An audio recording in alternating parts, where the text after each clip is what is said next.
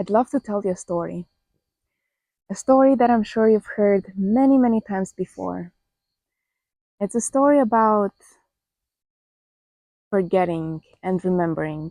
It's a story about wearing masks, about losing your way, and then returning. You see, I've been pretending my whole life. I've worn so many masks just to survive. I was the good girl, you know it all before.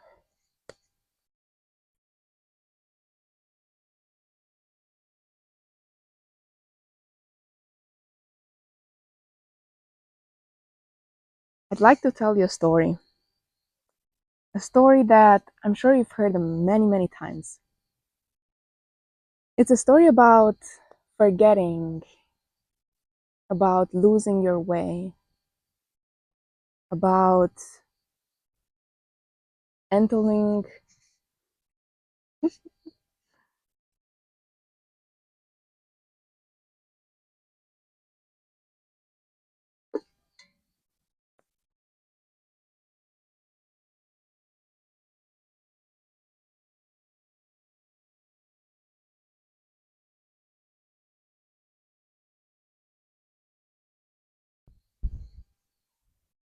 I'd love to tell you a story that I'm sure you've heard many, many times before. It's a story about forgetting and the journey of remembering. It's a story about wearing masks in order to survive, in order to belong, to feel loved. You see, I've been pretending my whole life.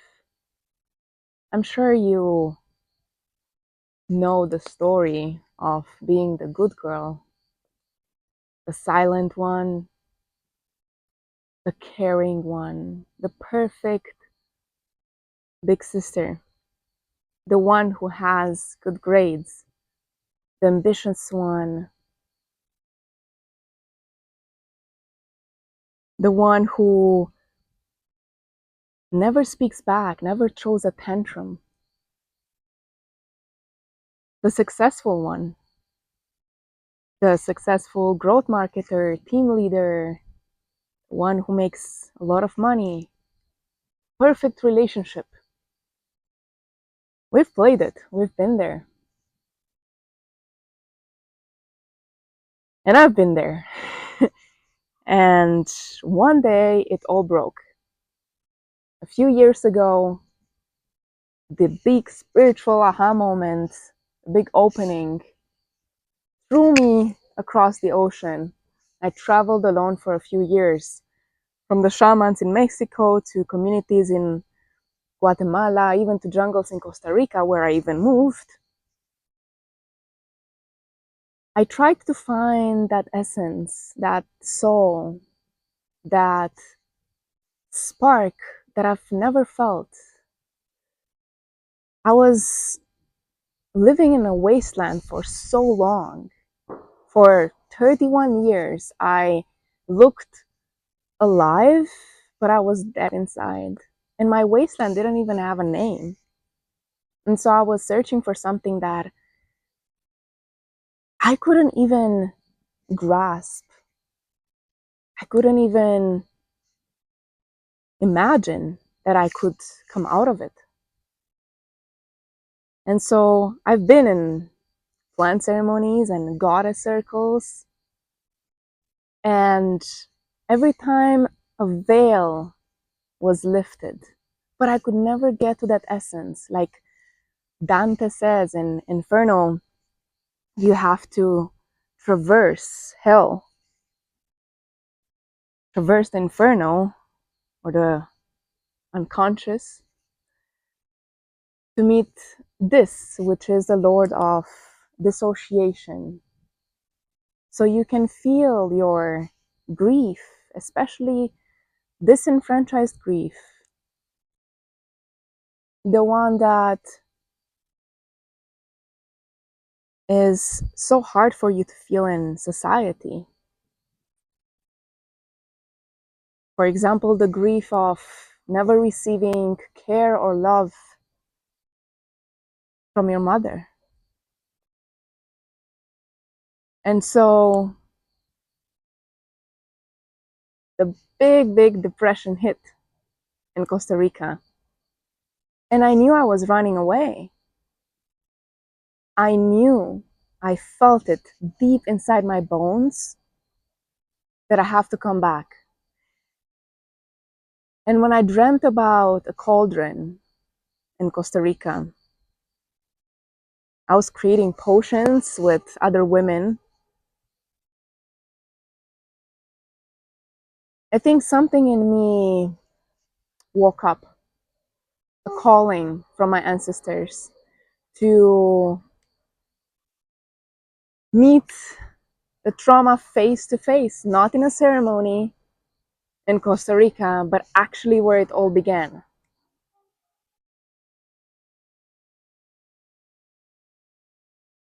And so I came back in Transylvania, and it wasn't easy.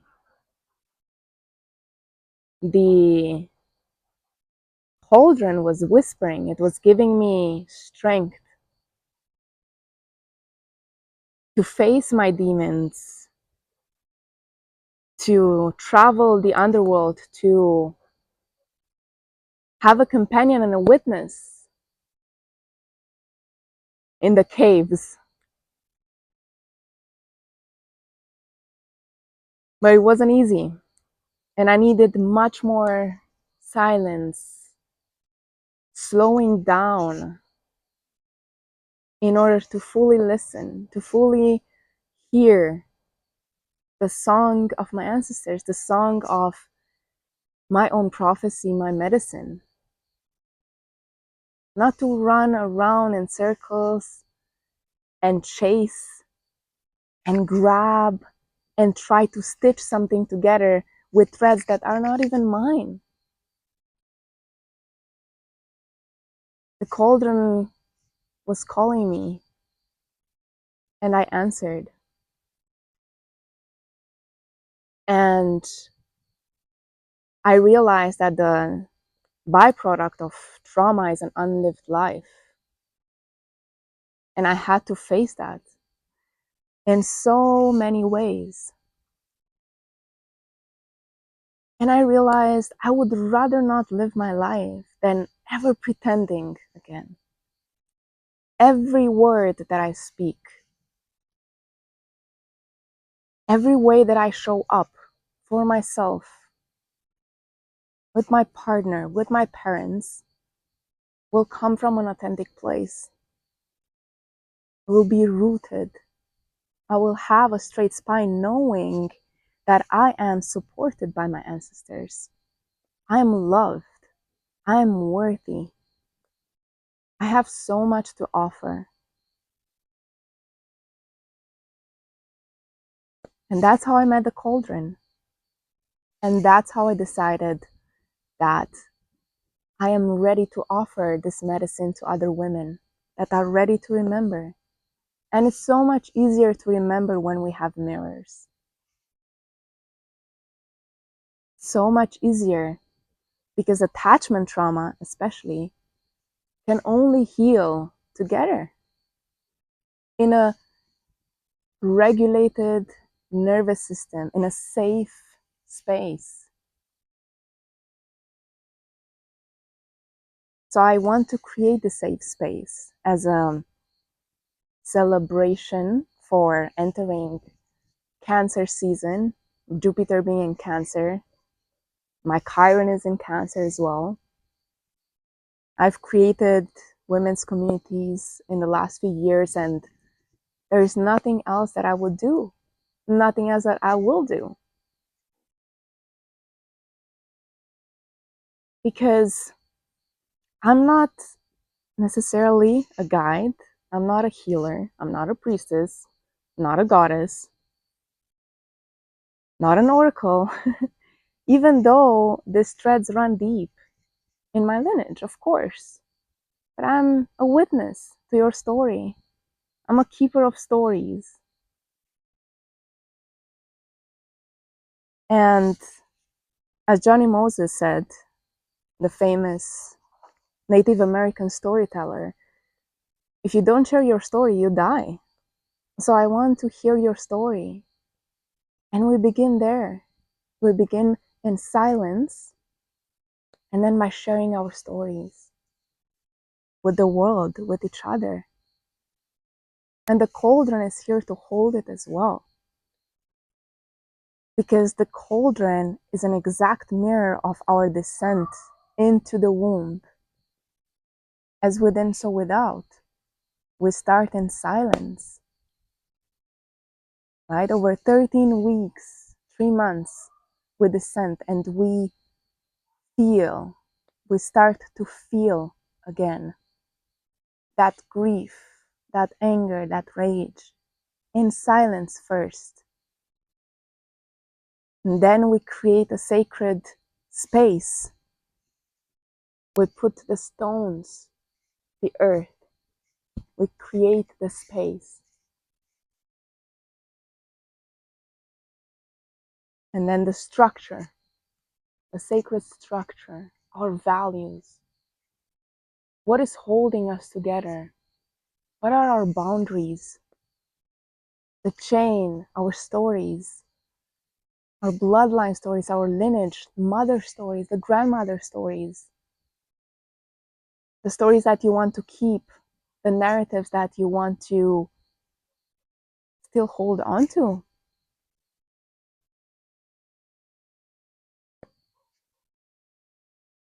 The womb, the cauldron, it's space, it's emptiness, of course.